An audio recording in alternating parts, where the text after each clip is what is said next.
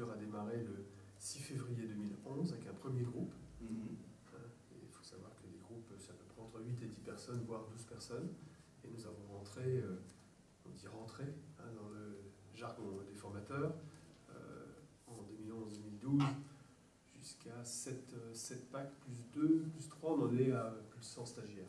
Alors ce sont des jeunes entre 16 et 25 ans, et puis après on a des adultes qui sont envoyés par le Pôle emploi ou par Cap emploi, des travailleurs handicapés.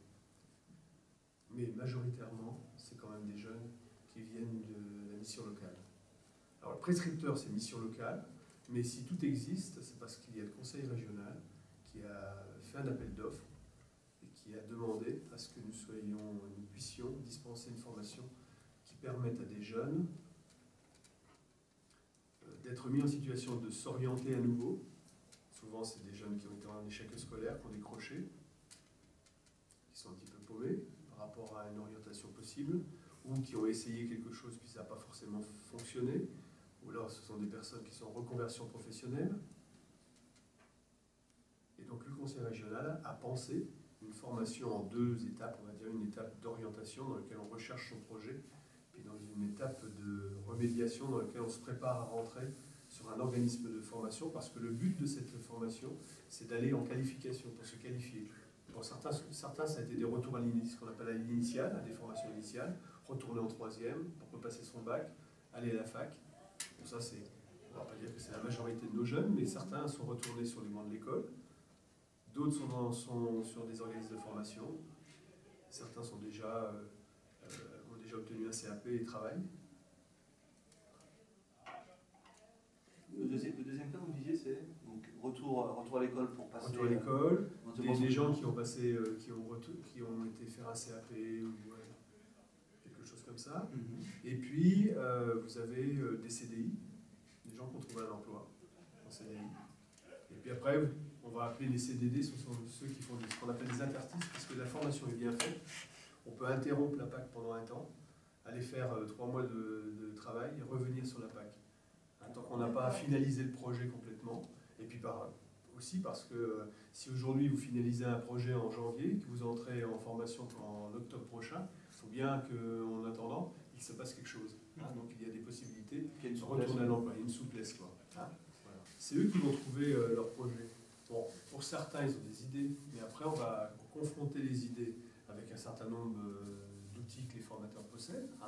Et puis en même temps, on va confronter ces idées au terrain. C'est-à-dire qu'on va envoyer les jeunes enfants en alternance, parce qu'une partie de la formation se fait en alternance. La PAC, c'est 810 heures.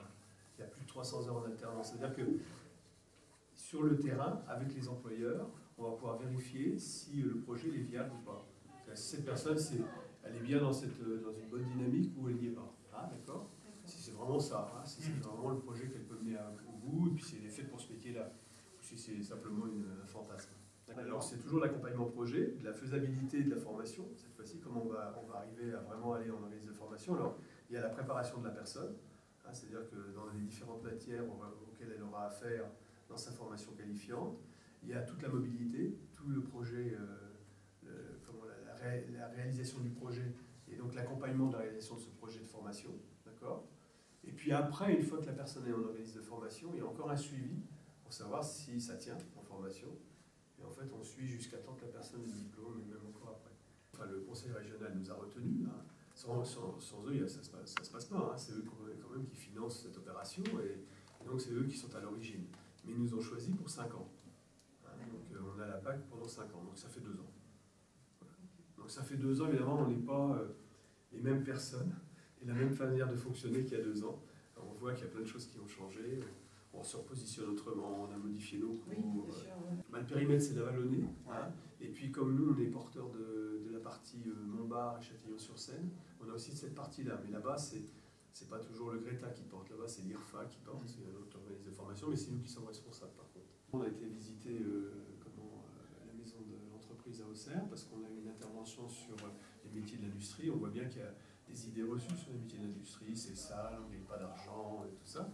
Ça a complètement évolué, le métier de l'industrie, ça n'a plus rien à voir avec il y a 20 ans. Et on y gagne pas trop mal sa vie.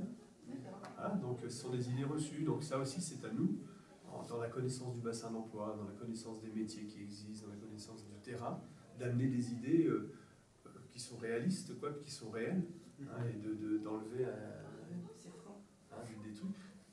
Ce qui fait que quand on fait des visites comme ça d'organismes de formation, on leur fait faire un petit tour de chariot élévateur. Il y a des personnes qui en ont fait leur métier.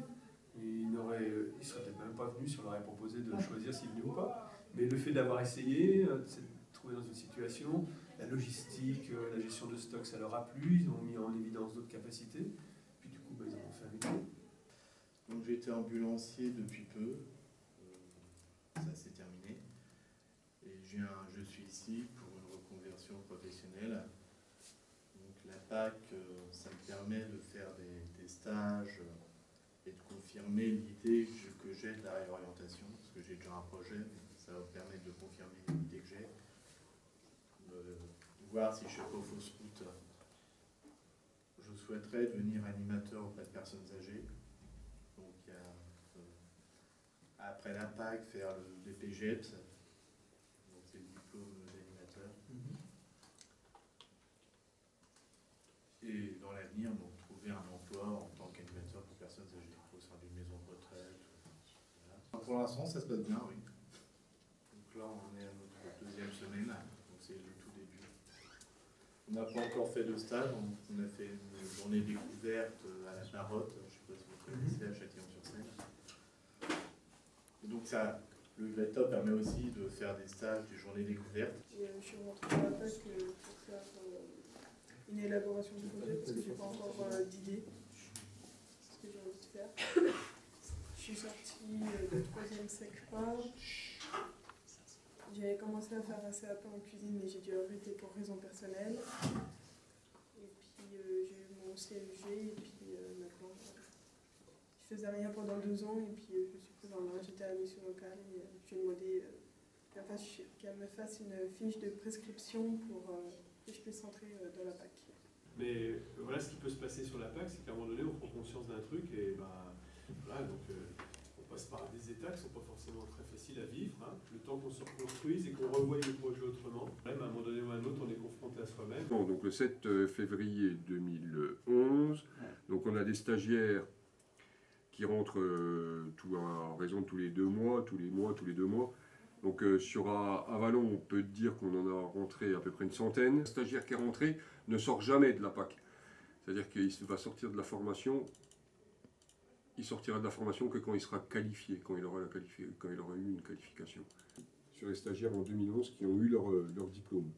Donc nous avons eu un BAPAT défi 2000 au Creusot, 2 agents d'accompagnement auprès des personnes âgées, un titre professionnel agent de propreté avec l'AFPA, un BPGEPS à Château-Chinon et un emploi derrière à 2-3 Soleil, un CAP menuiserie à Dijon, une action courte qualifiante plomberie alternance aussi, et nous en avons beaucoup qui sont en contrat d'apprentissage, encore en ce moment, ou contrat de pro.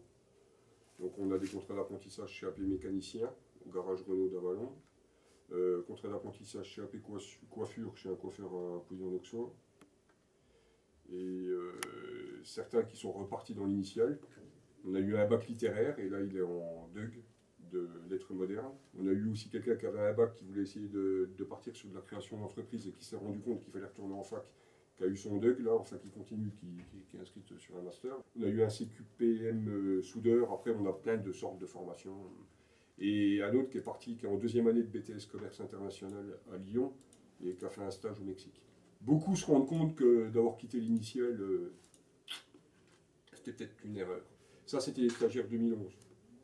Ouais, les résultats, on va dire 50% sorties positives, alors que le conseil régional, au démarrage, nous demande 80%. 80%, on va dire 50% de sorties positives. Je ne dirais pas 50% de diplômés, mais entre les CDI ou CDD à long terme et les qualifs, on va dire 50% de sorties positives. Mais ce chiffre ne peut que monter. C'est-à-dire pour l'instant c'est 50%, mais comme le dispositif ne s'arrête jamais, il peut que monter.